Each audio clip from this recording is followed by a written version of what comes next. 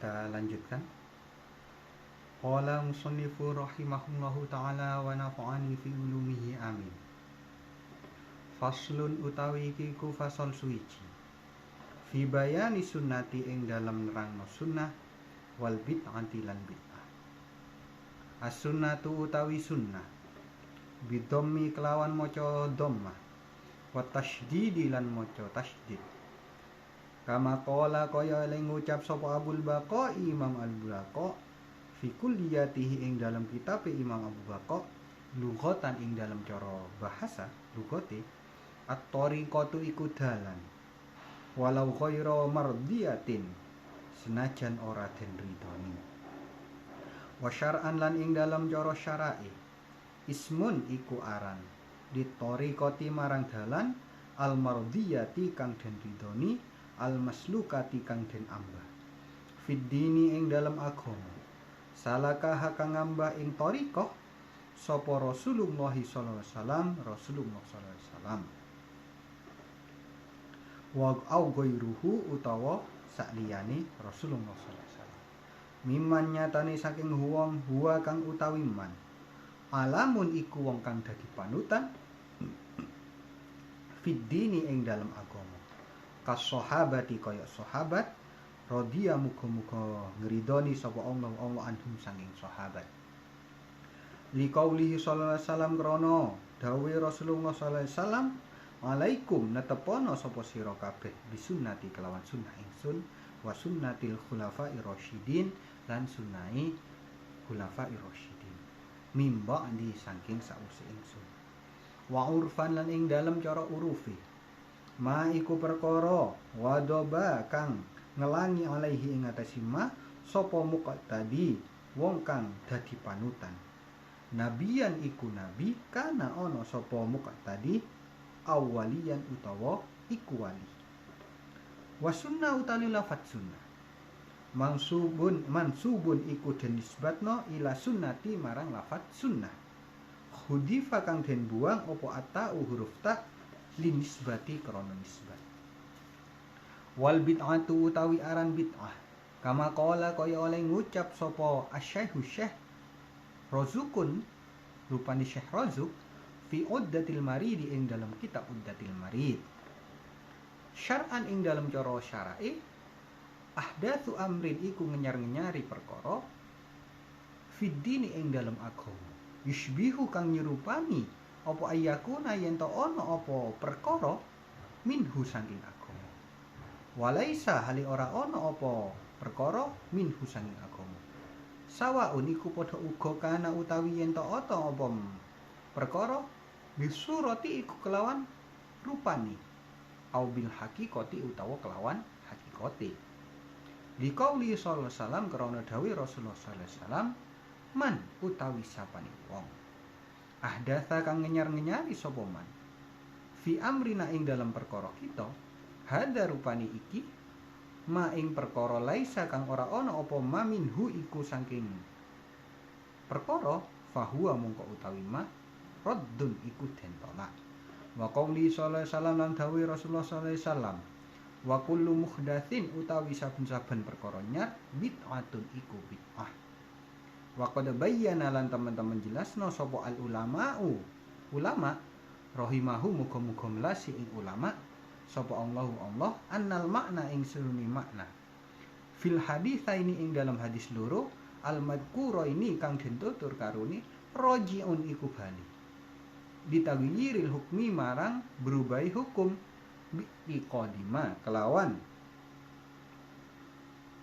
nyakinno perkara laisa kang ora ana apa mah iku bikurbatin rupa ibadah kurbatan ing aran ibadah lamut lakil ahdasi ora mutlake perkaranya itqat tanawalatsu rono teman-teman merkolih ing ma apa syariatu syariat bi usuliha kelawan asali syariat fayakunu mongko ana apa mah rojian iku bali ilaiha maring syariat au bi furu'iha utawa kelawan cabangi syariat fayakunu mongko ana apa mah mukisan iku den kiasno alaiha ing atasi syariat. Yang pertama adalah menerangkan tentang sunnah. Jadi ini sudah maklum kalau sunnah, semua orang sudah tahu, yaitu apa? Sunnah itu adalah ya asar atau apa yang diucapkan Rasulullah, yang dilakukan oleh Rasulullah, itu termasuk adalah sunnah. Dan juga orang-orang yang mengikuti jejak Rasulullah, yaitu apa? Para sahabat. Sehingga dalam hadis disebutkan, alaikum bisunnati wa sunnatil khulafair rasyidin. Jadi ikutilah apa yang dikerjakan Rasulullah, jalan yang dijalani oleh Rasulullah, dan juga jalan yang dijalani oleh para sahabat. Kemudian kita bertanya, bagaimana kita mengetahui apa jalan yang dijalani oleh Rasulullah dan jalan yang dijalani oleh para sahabat, sedangkan masa kita jauh dengan para sahabat dan Rasulullah? Karena bisa saja ada yang namanya hadis palsu, ya kan? Ada yang namanya hadis yang dibuat. Oleh karena itu, untuk mengetahui hal itu, maka kita harus mengetahui orang-orang yang mengikuti Rasulullah dan para sahabat, yaitu apa? Para tabiin sampai ke kita. Dan alhamdulillah kita orang NU itu sangat berpegangan terhadap hal itu. Dalam artian apa? Kalau kita runtutkan, semisal contoh kita mengikuti madhabul arba'ah, madhab syafi'iyah. Kalau kita belajar benar-benar, kita teliti dari madhab syafi'iyah yang sampai kepada kita, itu nanti runtutannya nyampe kepada Rasulullah, nyampe kepada hadis. Kita bisa membedakan mana itu hadis sahih dan yang lain-lainnya. Dan kita bisa mengetahui jejak itu karena apa? Karena sanadnya nyambung langsung ke atas. Sanadnya itu nyambung langsung ke atas. Sehingga kita punya keyakinan bahwasanya ketika kita dalam ilmu fikih semisal mengikuti madhabul arba'ah, kita yakin bahwasanya itu sampai kepada Rasulullah. Dalam artian apa? Kita sudah yakin bahwa kita mengikuti jejak Rasulullah dan para sahabat. Jangan kita tertipu dengan di zaman sekarang banyak sekali orang-orang yang mengatakan bahwasanya kita mengikuti Rasulullah, kita langsung pada hadis, nggak usah lewat ulama dan yang lain. Itu adalah pendapat yang kurang tepat. Karena apa? Karena bagaimana kita bisa mengikuti Rasulullah sedangkan jalur kita ke Rasulullah itu terputus, sanadnya itu terputus, tidak bisa nyampe ke sana. Ya nggak mungkin. Berarti kita mau dari satu tempat ke tempat yang lain, masa kita moro-moro langsung ke tempat yang lain tersebut? Enggak, kita harus tahu jalannya. Agar apa? Agar kita tidak tersesat. Jadi yakinlah bahwasanya ahli sunnah wal jamaah, orang NU itu adalah orang yang benar-benar berpegang teguh pada sunnah. Karena apa? Karena kalau kita teliti, itu kitab-kitab yang kita pelajari, ilmu agama yang kita pelajari dalam lingkup orang NU itu, kalau kita runtut ke atas, itu pasti sampai ke Rasulullah. Karena sanadnya sudah jelas.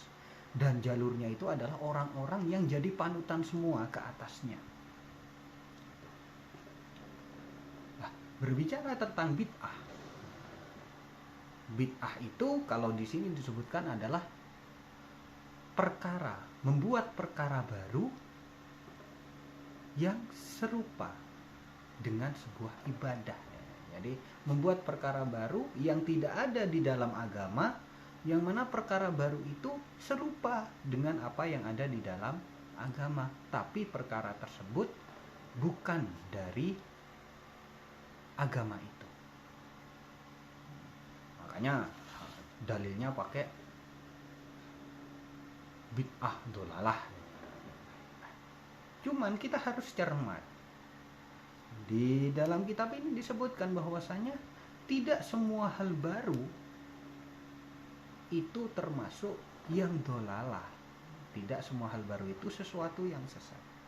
Sehingga apa?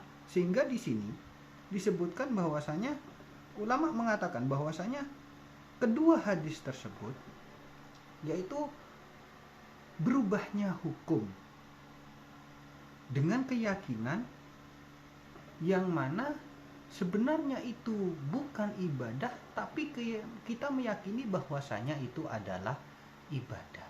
Dalam arti apa? Kita membuat hal baru, membuat hukum agama yang baru di dalam Islam, dan itu tidak ada dasarnya sama sekali di dalam Islam. Misal contoh kecil adalah semisal sholat subuh seharusnya 2 rakaat, kemudian kita bilang bahwasanya sholat subuh itu 4 rakaat. Kita melakukan hal-hal baru semisal di dalam agama. Contoh kecil semisal haji, contoh yang kasus-kasus kemarin itu, haji tidak usah ke Mekah, tapi di Indonesia sudah bisa. Nah, itu termasuk apa? Membuat perkara baru yang serupa dengan ada di agama, tapi itu bukan dari agama Islam. Karena apa? Karena sudah ditentukan haji itu di Mekah dan tidak bisa di tempat lain, dan waktunya juga tertentu. Karena masalah bid'ah ini sangat susah sekali, maka kita butuh orang yang benar-benar alim menerangkan tentang itu. Tidak hanya belajar di internet dari satu hadis mengatakan kullu bid'atin dolalah, nanti kita menyebutkan semua hal baru itu bid'ah, semua hal baru itu sesat. Nah, itu yang terjadi sekarang. Banyak orang-orang yang ilmunya masih sedikit, ilmu agamanya masih sedikit, belajar cuman dari YouTube, belajar dari internet, sudah bisa mencetuskan bahwasanya oh ini bid'ah dolalah, oh ini sesat. Bilang oh ini tahlilan ini sesat karena apa? Tidak ada dalam agama. Padahal di sini untuk membahas bid'ah itu sangat luas sekali, sangat dalam sekali. Harus orang yang benar-benar alim bisa menentukan itu. Karena apa? Karena teks di dalam Al-Quran dan hadis itu terkadang ada perkara-perkara yang di luar hal tersebut tapi masih ada hubungannya dengan teks Al-Quran itu. Makanya di sini disebutkan bahwasanya apa? Ada perkara yang tidak disebutkan di dalam Al-Quran tapi masih ada sangkut pautnya dengan asal dari syariat. Atau ada perkara yang tidak ada sangkut pautnya dengan hadis, dengan Al-Quran, tapi ketika kita teliti ternyata itu masih ada cabangan dari Al-Quran dan hadis itu, sehingga kita bisa mengkiaskan. Nah, contoh kecil semisal tahlilan, ya. Tahlilan itu tidak ada dalilnya, sampai nyari di kitab manapun ada dalil-dalil ya susah, walaupun ada nanti juga ditentang dengan orang. Nah, tapi kalau kita melihat kerangka tahlilan sendiri, tahlilan itu isinya apa? Isinya baca-bacaan la ilaha illallah dan yang lain-lain, yang mana itu semua adalah dianjurkan di dalam syariat. Maka kita memandangnya adalah bukan dari 7 harinya itu, bukan kebiasaan 7 harinya itu, tapi apa? Yang kita pandang adalah isinya. Bahwasanya apa? Isi dari tahlilan itu adalah hal-hal yang dibenarkan oleh syariat, sehingga kita tidak tersesat dan mudah menganggap orang lain itu sesat. Ya, cukup sekian pada ngaji kali ini. Wassalamualaikum warahmatullahi wabarakatuh.